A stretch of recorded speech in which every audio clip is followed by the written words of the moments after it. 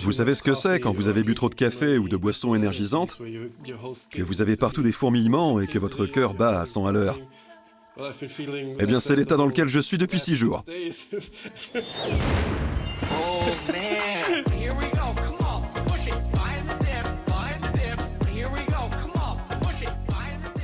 Un trader doit saisir sa chance au bon moment. Acheter au plus bas et revendre au plus haut. Vous gagnez en 2 heures le revenu net de quelqu'un qui a bac plus 5. Et si tout le monde se lançait en bourse? Depuis le début de cette conversation, j'ai déjà gagné 8 000 euros.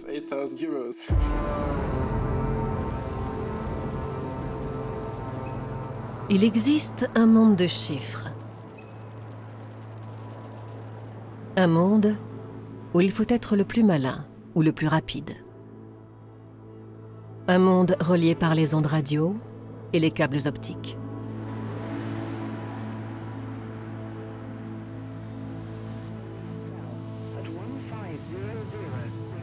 Où l'on peut gagner de l'argent quand on pense savoir de quoi l'avenir sera fait.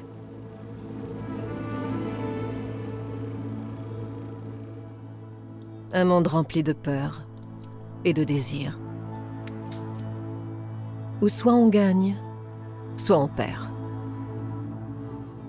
Ce monde, je l'appelle la planète finance.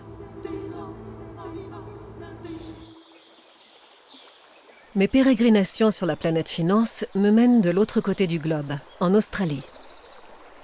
L'ambiance sur les marchés est dictée par les cours de la bourse. Certains jours, on y évolue comme sur un long fleuve tranquille, et d'autres, on se retrouve happé par un tourbillon.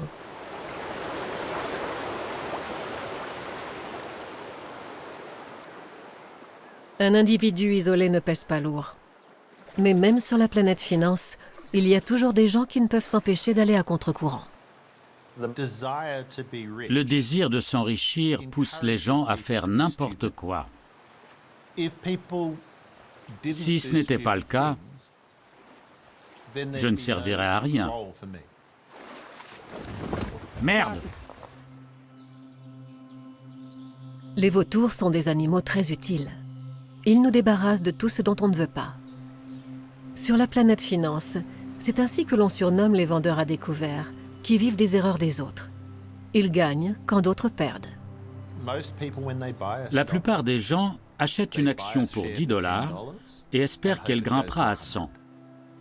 Moi, en revanche, j'en vends une pour 10 $ et j'espère qu'elle va descendre à 0. En gros, c'est tout l'inverse d'un investissement à long terme dans lequel on achète une action en espérant que l'avenir sera meilleur. La vente à découvert consiste à vendre une action dans l'espoir qu'il sera bien pire. Le vendeur à découvert espère que l'avenir sera sombre. Il profite du fait que beaucoup d'investisseurs privés se laissent séduire par la tendance du jour. Après tout, l'espoir est plus vendeur que la dure réalité. Je me demande à quelle force on doit faire face quand on rame tout seul, à contre-courant de la majorité des gens. Oh fuck! Oh fuck!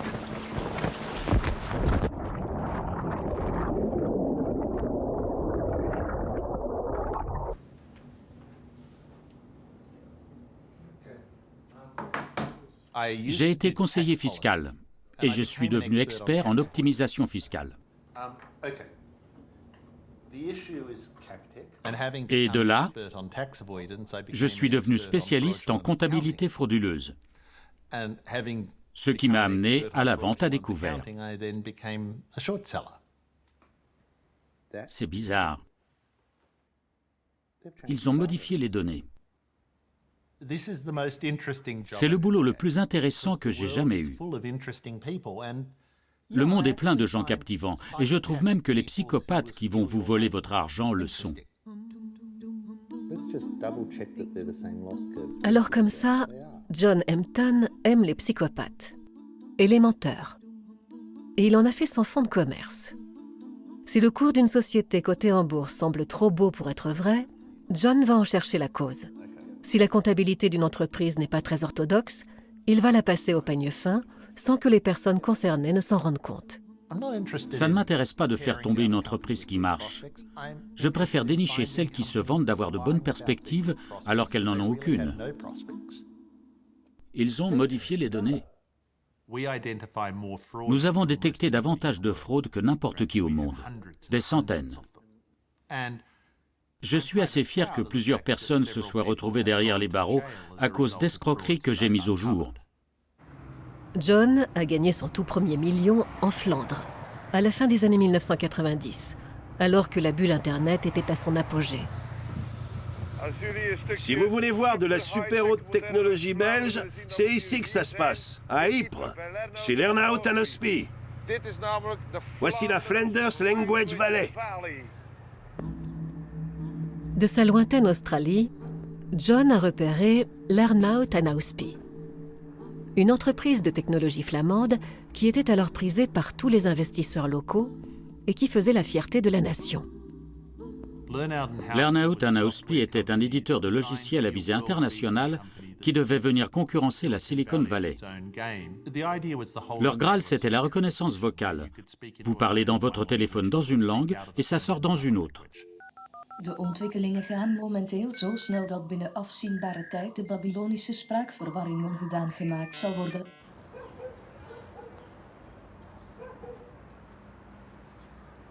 « 20 ans plus tard, après avoir tenté en vain de vendre des chocolats aux Philippines, l'un des fondateurs de Lernout & Hospi fait les 100 pas dans un petit jardin d'Ypres.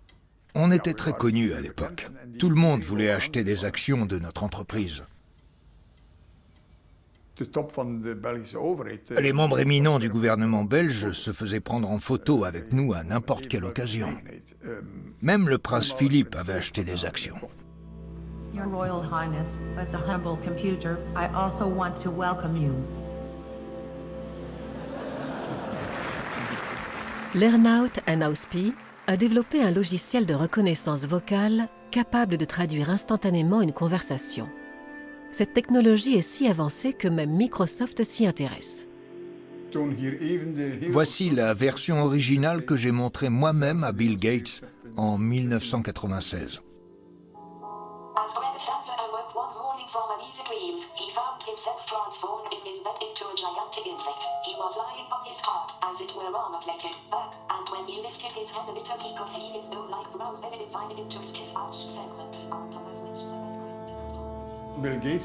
Bill Gates m'a dit « C'est la seule chose qui mérite mon attention plus de 5 minutes. » Voici ce qui a intéressé Bill Gates et qui a incité par la suite Microsoft à investir 16 millions de dollars dans notre entreprise.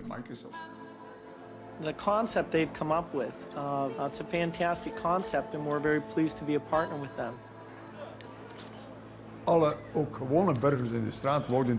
Tout le monde, même les citoyens lambda, voulaient acheter des actions. Ceux qui en avaient acheté tôt voyaient, après quelques années, la valeur de leur portefeuille multipliée par 10, par 20, parfois même par 100. Les actionnaires profitent de la croissance rapide de Lernout & Hospi. Ils sont fiers de leur entreprise dans la vallée flamande. Ça répondait aux besoins européens de l'époque. On était en pleine révolution numérique. Il y avait plein d'innovations extraordinaires en provenance d'Amérique. Et l'Europe ne voulait pas être en reste.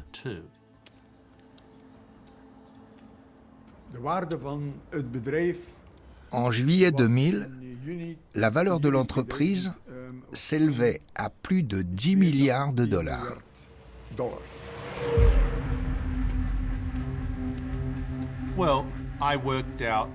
J'ai découvert qu'il s'agissait d'une fraude spectaculaire, que la société avait une obligation exigible à une certaine échéance.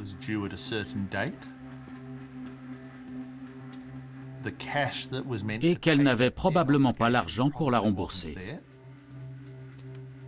Ce qui s'est avéré exact. En fin de compte, il manquait 100 millions. Alors j'ai acheté pour environ 30 000 $ d'actions Learnout and Hospi, ce qui était une sacrée somme, et j'ai spéculé à découvert sur le fait que le cours allait s'effondrer. L'opération semble complexe. Mais en substance, le vendeur à découvert parie que le prix d'une action va baisser.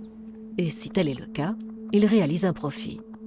Par exemple, il emprunte une action de 100 € à un fonds de pension et la revend immédiatement sur le marché. Il attend ensuite que le cours de l'action baisse, disons à 10 €, et alors il la rachète. Au moment où il la restitue au fonds de pension, il empoche la différence, à savoir 90 €. Mais encore faut-il que la presse spécialisée dévoile la fraude. Car le titre ne chute que si le reste de la planète finance en est informé. Et là, ça n'a fait que s'effondrer. C'était comme un cas d'école qui montrait qu'avoir raison au sujet d'une fraude d'ampleur est immédiatement payant.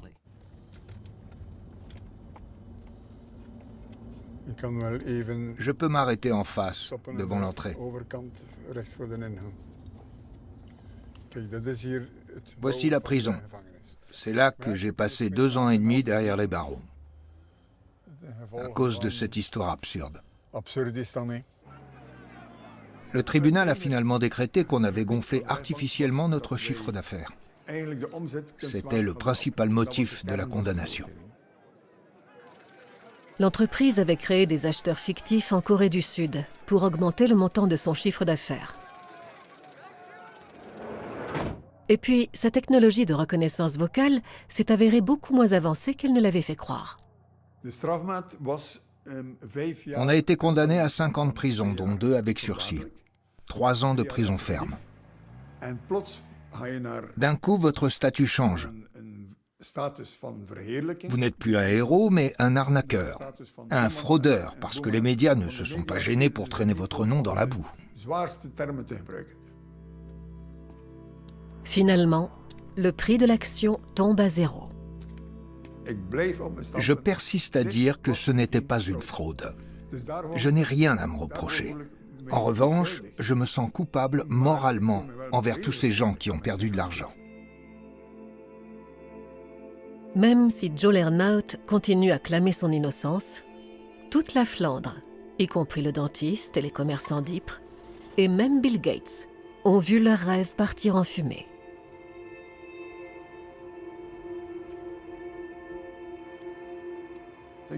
En tout, près de 10 000 personnes affirment avoir perdu de l'argent et demandent à être remboursées.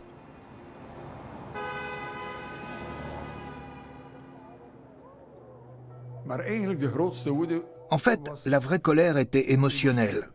Les gens disaient « on se sent trahi ». On vous croyait compétent et visionnaire, mais c'était du pipeau.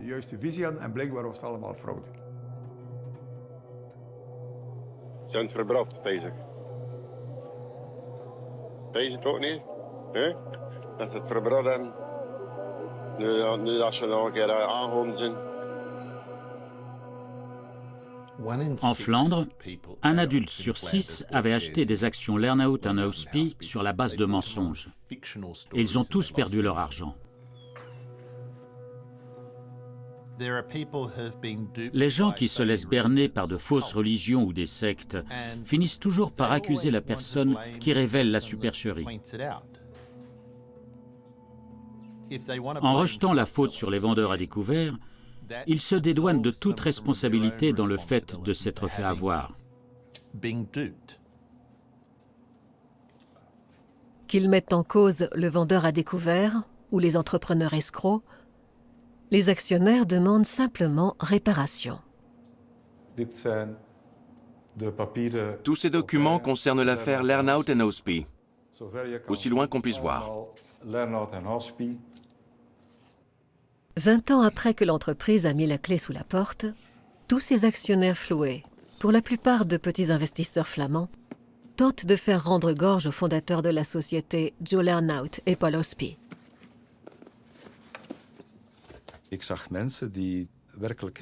J'ai vu des gens qui ont vraiment dû travailler très dur pour économiser 15 000 €.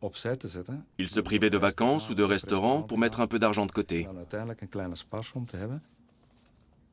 On m'a aussi fait part de quelques suicides, à cause de l'affaire Lernout & Osby.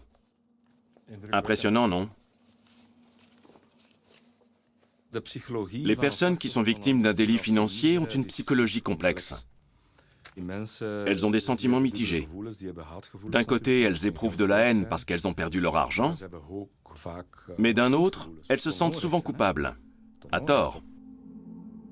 La pilule est dure à avaler pour les actionnaires déçus, bien forcés d'admettre que leur naïveté, leur cupidité et leur nationalisme ont contribué à leur propre perte.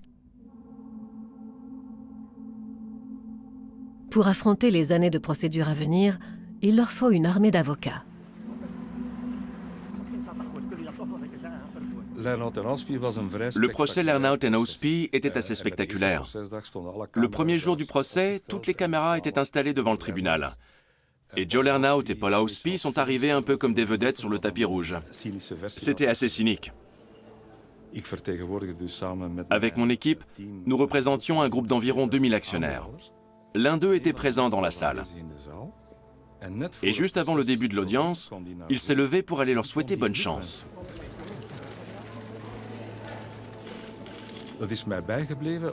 Ça m'a marqué, parce que c'était complètement surréaliste.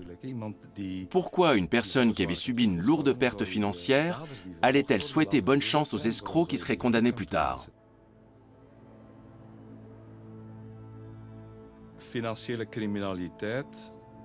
Une grande partie de la population ne considère pas les crimes financiers comme des actes criminels. C'est un peu comme un syndrome de Stockholm. À la longue, les gens ressentent de la sympathie pour ceux qui ont commis des méfaits dont ils sont victimes.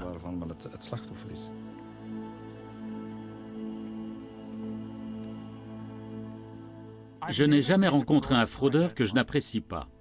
C'est un phénomène étrange. Ils sont incroyablement charmants. Ce sont presque tous des gens affables. Évidemment, puisqu'ils vous volent votre argent. J'ai un nouveau rôle. Je suis devenu acteur.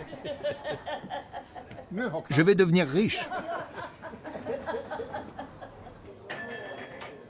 J'ai rencontré Joe quand sa société était encore toute petite et que personne n'en parlait. Joe Lernout venait ici 3-4 fois par semaine, accompagné de gens de toutes les nationalités. Donc pour nous aussi, c'était la belle époque. Du Chablis, ça fait une éternité. Le Chablis est un très bon vin. À Joe et à nos retrouvailles. À la vôtre, on dit que le vin, c'est bon pour la santé. Il paraît, oui. Vous deux, vous avez eu de belles années. Des années fantastiques. Évidemment, il y a des gens qui sont en colère. À Ypres, pas trop. Enfin, il y en a toujours. Au total, on avait pour 15 à 20 000 euros d'actions. Il n'y a que Jürgen qui a vendu les siennes. Elles ont pris 10 fois leur valeur. Incroyable. Je les ai vendues vers la fin des années 1998-99. Donc au bon moment. Pour moi, vous êtes quelqu'un de bien. C'est vrai que je suis assez indulgent, même si j'ai perdu de l'argent. Mais faut pas oublier que Joe, lui, est passé de très riche à très pauvre. Il y a des rumeurs comme quoi il serait riche, mais je vous assure qu'il ne l'est pas.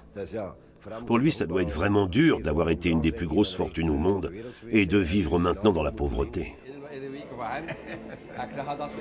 En plus de la peine de prison et après 20 ans de procédure, Joe Lernout est condamné à verser des dommages et intérêts à hauteur de 655 millions d'euros. Mais voilà, il est sur la paille. Il doit même se faire inviter au restaurant. Le vendeur à découvert, lui, a fait fortune. Je me suis dit, oh chouette, je peux débusquer des fraudes, transmettre certaines informations aux régulateurs et certains se retrouveront sous les verrous pour avoir arnaqué des gens. J'ai été très malin. J'ai su trouver les infos et je me suis fait un paquet de fric. Et là j'ai pensé, oh quel beau métier.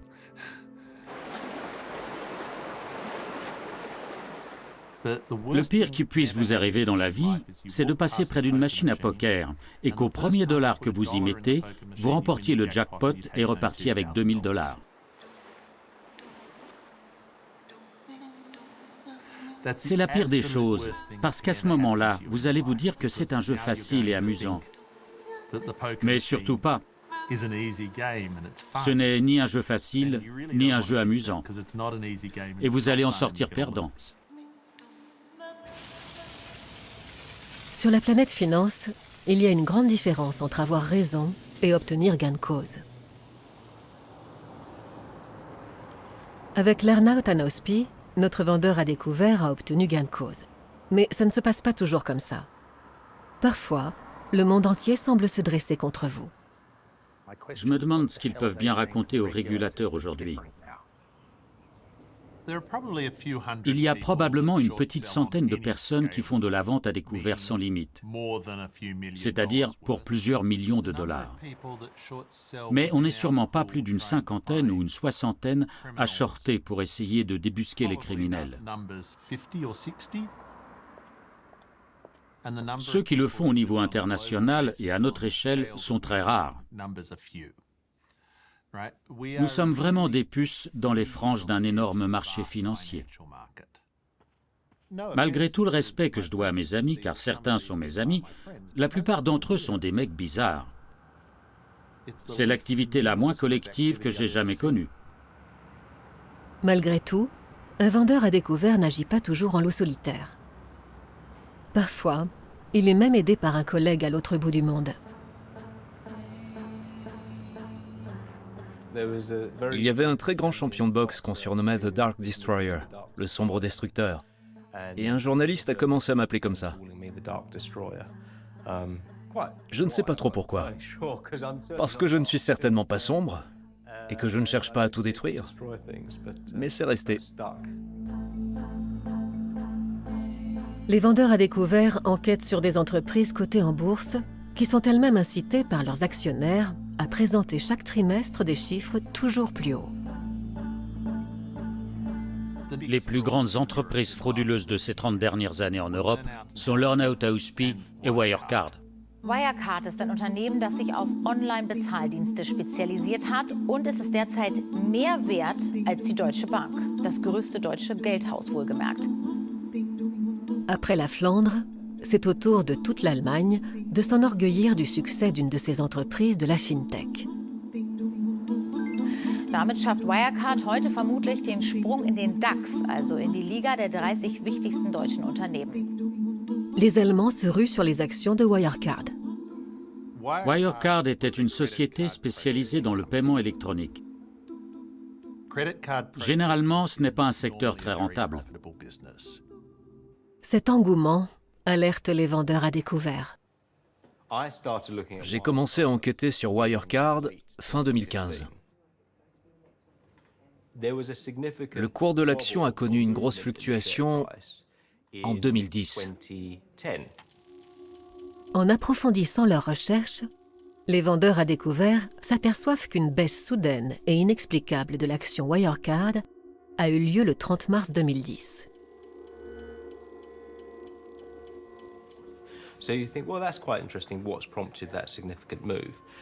On s'est donc intéressé à ce qui avait causé cette baisse et on s'est rendu compte que les services secrets des États-Unis avaient ouvert une enquête criminelle.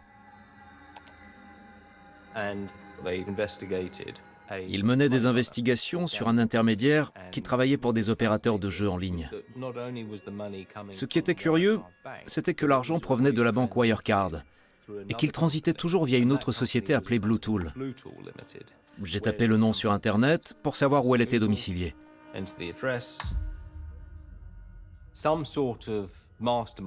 Une sorte de cerveau transfère des millions, voire des centaines de millions de dollars issus des jeux en ligne vers cette maison en briques rouges à Campset, dans le comté de Durham. C'est dingue! Comment c'est possible? Pendant ce temps, à Sydney, John Hampton reçoit un tuyau sur des activités illégales aux Philippines. La première chose qu'on a découverte, c'est qu'ils traitaient ce qu'on appelle des paiements à haut risque. L'exemple type étant la pornographie. Si vous vendez de la pornographie en ligne, comme les marges sont énormes, peu importe que vous deviez payer 5% de commission sur les règlements par carte bancaire. Si vous vous occupez de paiements à haut risque aux Philippines, il y a de fortes chances qu'ils soient liés à des contenus pédopornographiques. Et comme dans ce pays, aucune banque classique n'accepterait de prendre en charge de telles transactions, vous pouvez facturer 25% de frais. On explique habituellement la rentabilité record de Wirecard par le fait que la société traitait des opérations que personne d'autre ne voulait traiter. Ensuite, on a découvert qu'il servait de société écran pour tout un tas d'entreprises qui faisaient dans les jeux d'argent en ligne ou la pornographie. En gros, je regarde où la piste nous mène, je prends des notes et je remplis des tableaux sur toutes ces entreprises. Et ça donne ça. Ce schéma indique les mouvements financiers et le nom des propriétaires des sociétés. Et au milieu de tout ça, on trouve Wirecard. On a shorté un peu, dans la moyenne de ce qu'on fait habituellement. Et on a fait grimper l'action. Puis elle a continué de monter, toujours un peu plus. Et le mensonge n'a fait que grossir. Pour dévoiler ce mensonge et faire chuter le cours des actions, les vendeurs à découvert transmettent leurs informations au Financial Times.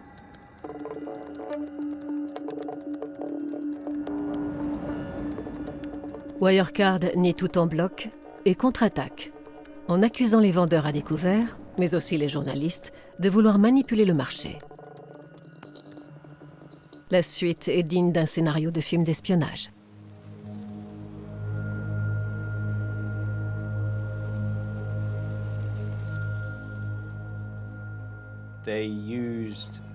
Ils ont fait appel à l'ancien chef des services secrets libyens pour mener une opération de surveillance d'assez grande ampleur contre les principaux détracteurs qu'ils considéraient comme une menace pour Wirecard.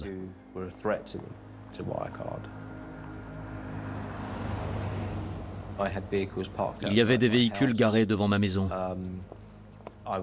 J'étais suivi partout où j'allais. On me filmait. Je ne sais pas quelles étaient leurs intentions, s'ils comptaient me ligoter à l'arrière d'une voiture et me faire disparaître. Ma femme était évidemment morte d'inquiétude pour les enfants, parce qu'on ignorait ce qu'ils nous voulaient. On a dû demander la mise en place de mots de passe pour aller les récupérer à l'école.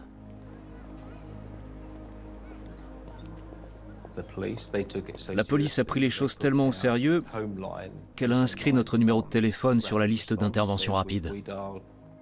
Si on les appelait, même si on raccrochait, ils nous envoyaient une patrouille. C'était terrifiant. Et je crois que ça a duré comme ça pendant 3 ans. L'action continuait de grimper, encore et encore. Une fois de plus sur la planète finance, avoir raison ne veut pas toujours dire avoir gain de cause. La BaFin, l'autorité de régulation financière allemande, les actionnaires majoritaires et même la chancelière allemande, qui fait du lobbying pour Wirecard en Chine, soutiennent unanimement la start-up allemande, en dépit des nombreuses accusations qui la visent. Quand on a eu la certitude qu'il s'agissait bien d'une fraude, l'action était à 9 €. 10 ans plus tard, elle dépassait les 190 €. À ce moment-là, des milliards de dollars de fonds de pension allemands avaient servi à acheter des actions à des fraudeurs. Le timing est primordial. Pour que John réalise des bénéfices, le prix de l'action de Wirecard doit baisser. Mais il monte toujours et le trader doit choisir. Verser une plus grosse commission à son courtier ou limiter les pertes en rachetant les actions à un prix bien plus élevé. Sur la planète finance, c'est ce qu'on appelle une liquidation forcée ou short squeeze.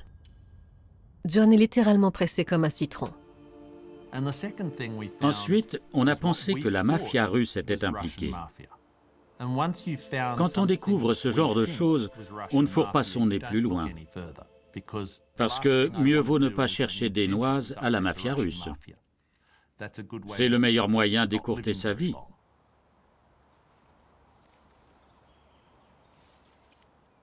Il s'est finalement avéré que ce n'était pas la mafia russe qui était derrière Wirecard, mais l'État russe. Il profitait de cet accès au système bancaire allemand pour laver son argent sale et contourner les sanctions américaines qui frappaient certains de ses ressortissants. Sur les marchés, peu de gens semblaient s'en préoccuper. Même si les accusations visant Wirecard s'accumulaient, la société restait toujours en capacité de les repousser. Elle paraissait véritablement invincible.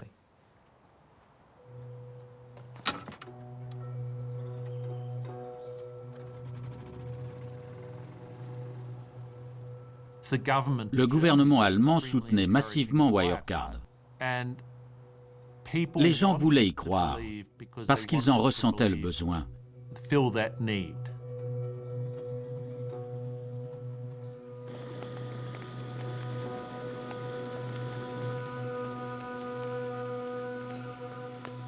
Ça ne va pas prendre. Vraiment pas. Wirecard était le genre d'affaire dans laquelle on avait totalement raison. Mais on était voué à perdre de l'argent. Vous pourriez arrêter de filmer tous mes déboires? Finalement, John obtient gain de cause. Mais trop tard. Die Staatsanwaltschaft München I hat heute früh aufgrund bereits beantragter Haftbefehle weitere Beschuldigte in Sachen Wirecard festgenommen, des gewerbsmäßigen Bandenbetruges, der Untreue, der unrichtigen Darstellung, der Marktmanipulation in mehreren Fällen. Le cours de l'action Wirecard s'effondre. Sur la planète finance, on ne gagne pas à tous les coups. Matthew Earl a choisi le meilleur moment pour vendre à découvert. Il a gagné, pour reprendre ses mots, une somme substantielle qu'il ne préfère pas révéler.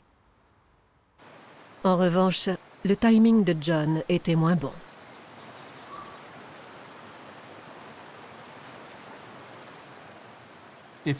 Si vous jouez sur un besoin émotionnel en laissant miroiter à quelqu'un qu'il peut devenir riche, vous obtenez ce qu'on appelle l'effet Lollapalooza, à savoir que tous les besoins émotionnels sont comblés en même temps.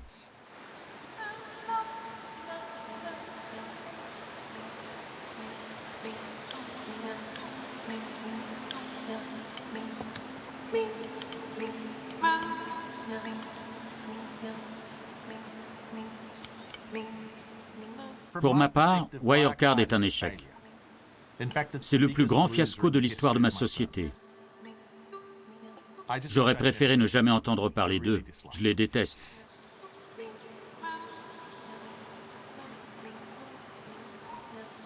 John a perdu des dizaines de millions d'euros.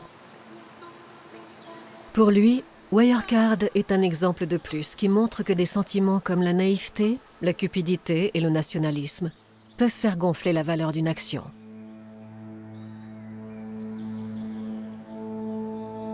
Mais prévoir leur effet exact sur le cours d'un titre n'est pas une mince affaire.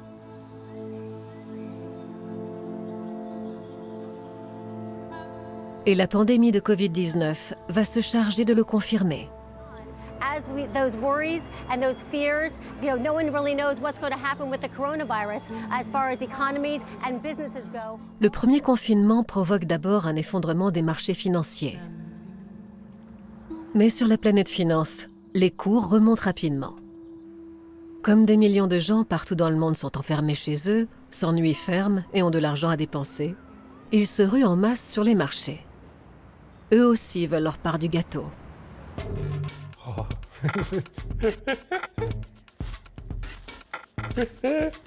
Voici un de ces nouveaux investisseurs, Vincent Stuck.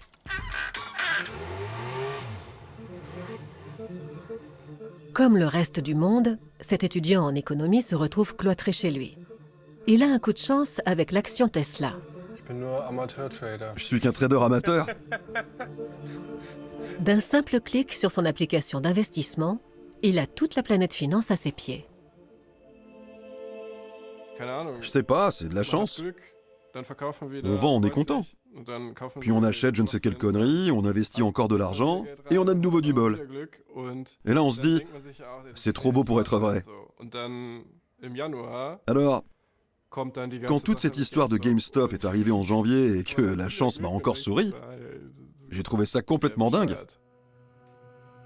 Vincent entend parler des actions de cette chaîne de magasins de jeux vidéo sur le forum Wall Street Bets.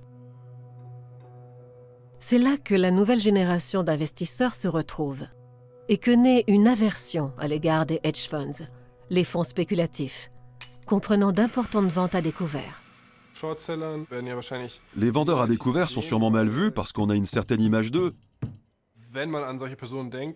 On se les représente avec un costume hors de prix, des chaussons Gucci aux pieds et une Rolex au poignet. On les voit comme des gens qui investissent l'argent de personnes riches et tentent de faire fortune sur le dos d'entreprises en faillite.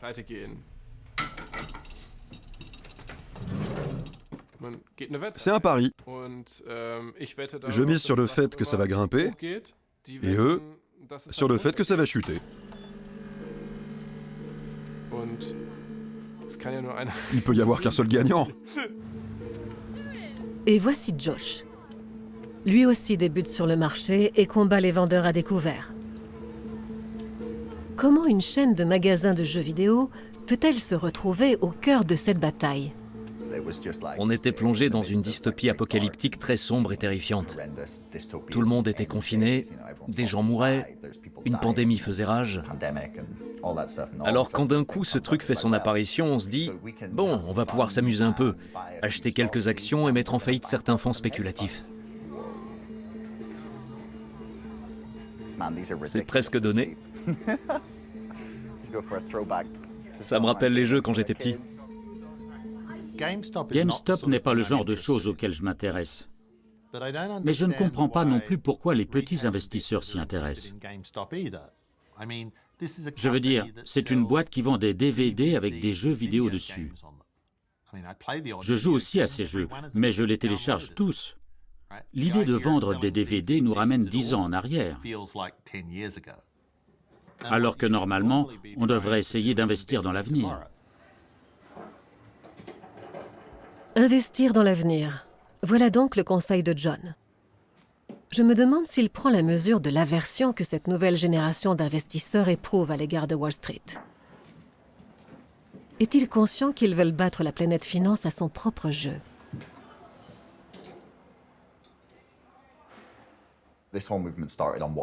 Ce mouvement a démarré sur Wall Street Bets. Il ciblait des sociétés qui vendaient à découvert. Le nombre de membres sur le site a grimpé à quelque chose comme 13 millions. Ça fait un paquet d'argent qui peut être balancé. C'étaient des individus isolés, mais collectivement, ils pouvaient rivaliser avec un fonds spéculatif. Comment tirer profit des mécanismes de la planète finance ? Les parieurs de Wall Street Bets achètent massivement des actions de GameStop, ce qui fait monter le cours de l'action. De leur côté, les vendeurs à découvert parient sur sa baisse, raison pour laquelle les rebelles gardent leurs actions le plus longtemps possible. Leur mot d'ordre ? Patientez maintenant. C'est le seul moyen de mettre sous pression les vendeurs à découvert. À ce moment-là, j'étais encore dans un état normal. J'avais des actions et j'attendais de voir. Ici, j'ai ouvert une bouteille de champagne et j'ai fait la fête toute la soirée. Là, j'avais les nerfs. Et après, ici, la machine à café, la moto, le VTT, tout ça c'est là. Et moi, oui, j'en suis. Amusons-nous un peu, gagnons du fric et faisons tomber certains fonds spéculatifs. Où est-ce que je paie ? C'est fascinant de voir comment on est passé d'une blague à un mème, puis à une idée, à une théorie, pour aboutir à ce qui s'est passé. C'est tellement chouette d'assister à l'évolution de cette idée. J'ai passé toute ma vie d'adulte dans l'ombre de la crise de 2008. Elle était si énorme qu'elle recouvrait tout. Elle a plombé l'économie pendant un bon moment.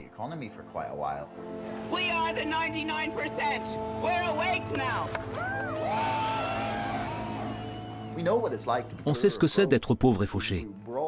On se rend tous bien compte que la situation ne s'améliore pas. et que la prospérité n'augmente pas comme ça a été le cas pendant quelques générations. Le fossé entre les riches et les pauvres n'arrête pas de se creuser. Voilà ce que j'entends par ombre. Par le passé, si une crise d'une telle ampleur avait éclaté, on aurait dit « Comment en est-on arrivé là ?» Trouvons des solutions. Punissons les responsables et établissons des lois en béton pour que ça ne se reproduise plus. Corrigeons un peu le système pour le remettre sur le droit chemin.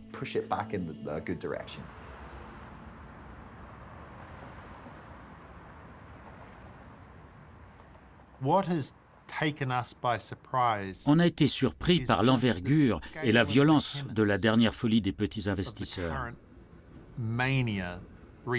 C'est d'une ampleur et d'une méchanceté qu'on n'avait jamais connue. Si vous creusez un peu, vous verrez que ce sont des gens qui se sentent opprimés et qui ont l'impression que la vie ne leur a pas fait de cadeau. Et il est facile d'électriser ce genre de personnes. Qu'elles agissent par idéologie ou simplement par ennui, la nouvelle génération d'investisseurs tente de gonfler artificiellement le cours de l'action GameStop pour mettre la pression sur les principaux vendeurs à découvert.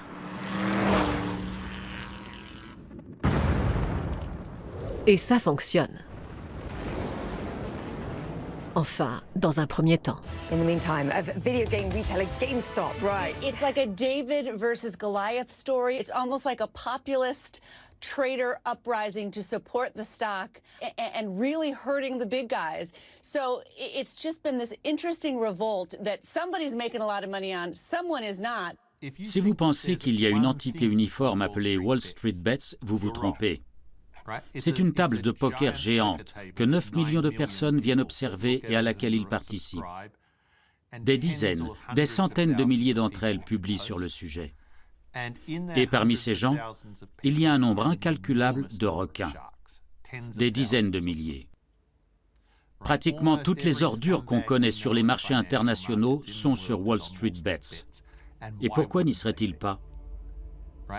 Des millions de personnes viennent maintenant y chercher des conseils financiers. Pour certains fonds spéculatifs qui ont effectué d'importantes ventes à découvert d'actions de GameStop, la situation devient de plus en plus intenable. Mais les choses ne sont pas si simples non plus pour la nouvelle génération d'investisseurs. Ils ne savent pas combien de temps ils vont pouvoir conserver leurs actions.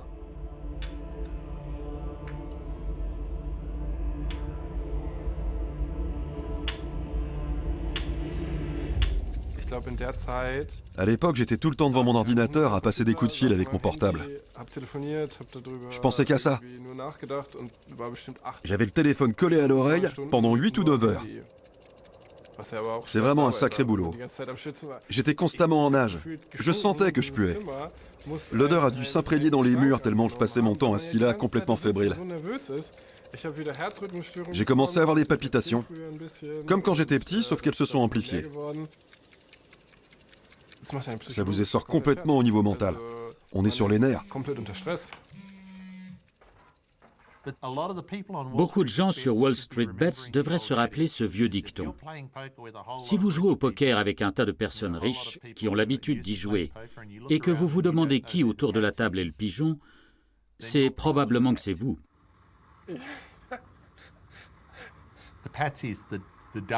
Le pigeon, c'est l'imbécile qui ne sait pas très bien jouer et qui va se faire plumer. La stratégie de la nouvelle génération d'investisseurs est un succès en demi-teinte. Quelques vendeurs à découvert importants perdent des milliards. Certains font même faillite. Ouais. J'ai vu tout un tas de PDG, de milliardaires et de gérants de fonds spéculatifs pleurnicher à la télévision d'avoir perdu des centaines de millions de dollars. Est-ce que quelqu'un veut bien se soucier des milliardaires ? C'était tellement ridicule. Mais les rebelles sont moins solidaires que prévu. Quand on se prend au jeu de la finance, il est souvent difficile de rester fidèle à ses idéaux.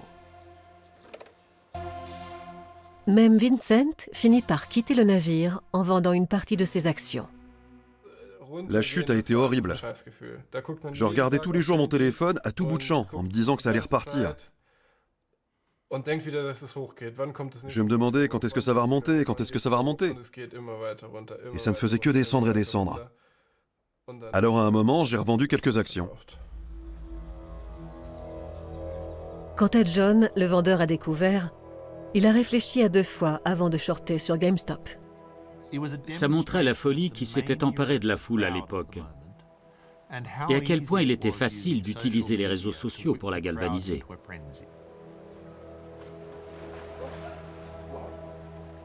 Comment peut-on exalter les gens comme ça? Il suffit de cibler leurs manques, leurs besoins. Et parfois, si on leur dit que c'est l'occasion pour eux de prendre leur revanche sur tous ces riches, ils marchent.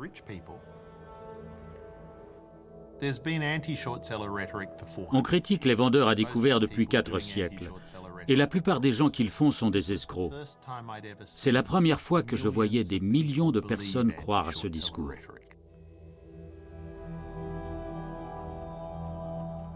Les foules sont dangereuses. Celles qui sont à l'autre bout de la planète le sont moins. Je suis content d'être à bonne distance des masses en ce moment.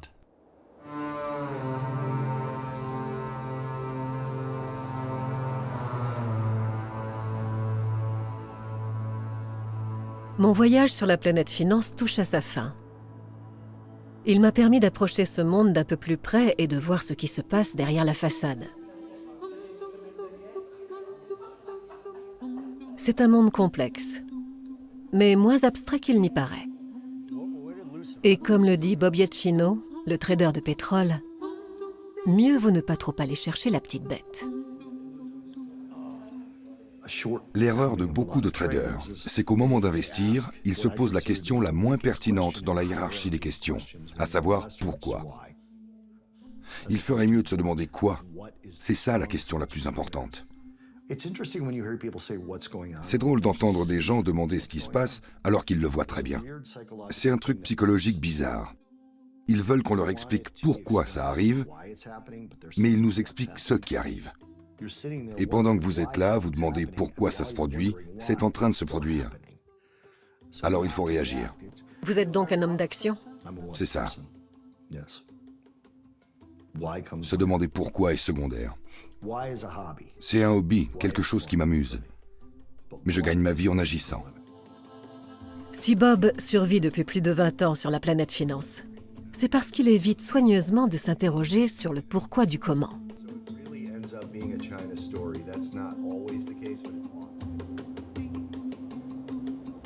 J'ai commencé ce voyage en me demandant comment le marché pouvait être à ce point déconnecté de la réalité. J'ai tenté de regarder la planète finance à travers les yeux de ses protagonistes pour capter l'essence de cet univers. Je croyais que c'était un monde de chiffres, où il faut être le plus malin ou le plus rapide, où on peut gagner de l'argent quand on pense savoir de quoi demain sera fait.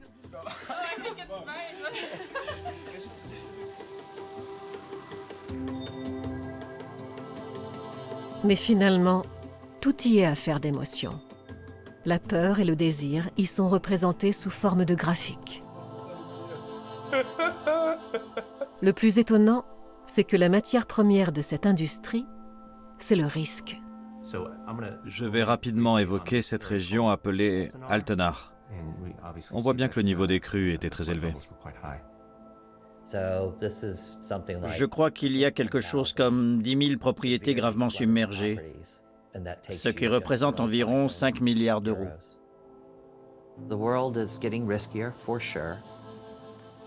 Le risque est à l'évidence de plus en plus présent dans le monde, et ça stimule la croissance dans notre branche. Comme on a pu le voir avec les récentes inondations en Allemagne, qui ont totalement pris de court les compagnies d'assurance, ou les inondations en Asie, en particulier en Chine. Le risque de catastrophe est énorme à travers le monde. On peut trouver là de nouvelles opportunités ou parfois même des solutions complètement folles, simplement pour faire travailler l'argent.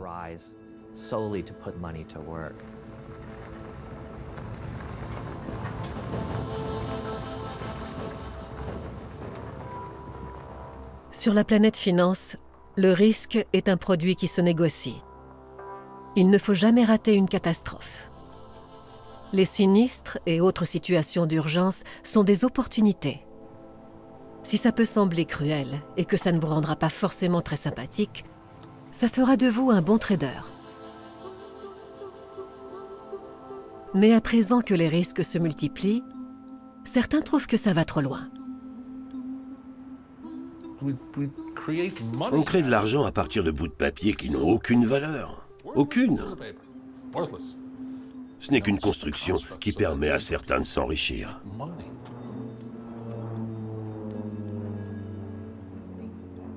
On utilise ces marchés pour assigner une valeur à des choses dont on n'a plus la moindre idée de ce qu'elles valent. C'est courant. Mais il arrive tout aussi souvent que le monstre échappe à son créateur et qu'il s'éloigne du but pour lequel il a été créé. Sur la planète finance, nous vivons en ce moment même dans la plus grande bulle de l'histoire. Actuellement, le marché est le plus grand casino que j'ai jamais vu de ma vie. Et il fonctionne plus que jamais comme un casino. C'est un mauvais système de répartition des richesses. Il ne remplit pas la mission sociale qui devrait être la sienne. Mais c'est un super casino, le meilleur que l'être humain ait jamais inventé.